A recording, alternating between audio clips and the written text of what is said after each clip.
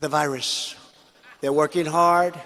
Looks like by April, you know, in theory, when it gets a little warmer, it miraculously goes away. I hope that's true.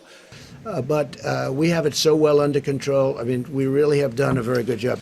And so far, we have lost nobody to coronavirus in the United States.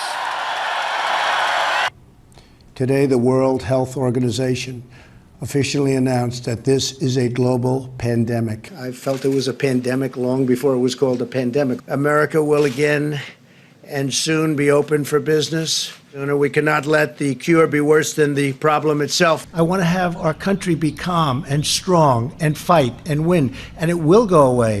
I would like you to speak to the medical doctors to see if there's any way that you can apply light and heat to cure. Supposing we hit the body with a tremendous, whether it's ultraviolet or just very powerful light, right? And then I see the disinfectant where it knocks it out in a minute, 1 minute. And is there a way we can do something like that by injection inside or almost a cleaning? And a lot of good things have come out about the hydroxy. A lot of good things have come out. I happen to be taking it.